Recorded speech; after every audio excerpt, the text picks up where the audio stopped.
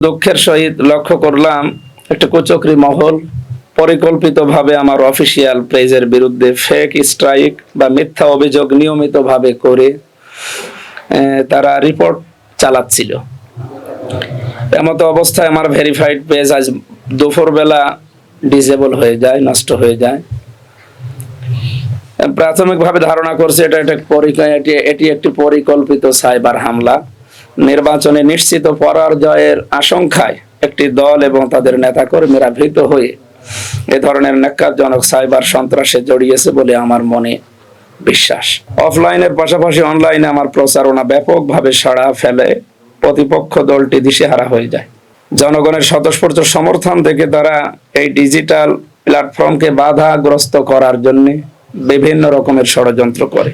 এই ব্যর্থতা ঢাকতেই তারা সাইবার হামলার পথ বেছে নেয়। আমি স্পষ্ট করে বলতে চাই, এ সমস্ত সাইবার সন্ত্রাস ও গণতান্ত্রিক অধিকার হরণের অপচেষ্টা আমাদের কাউকে দমাতে পারবে না ইনশাআল্লাহ। জনগণের ভালোবাসা এবং তাদের সমর্থনই আসলে আমাদের শক্তি, সর্বোপরি আল্লাহর রহমত।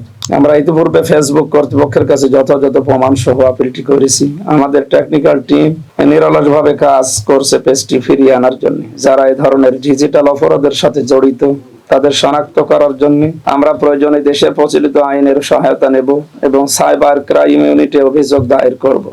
একই সাথে আমি নির্বাচন কমিশন, আইন শৃঙ্খলা বাহিনী এবং সংশ্লিষ্ট সাইবার নিরাপত্তা কর্তৃপক্ষের দৃষ্টি আকর্ষণ করছি এই ঘটনার সুষ্ঠু তদন্ত এবং দোষীদের বিরুদ্ধে আইনগত ব্যবস্থা দ্রুত গ্রহণ করার জন্য।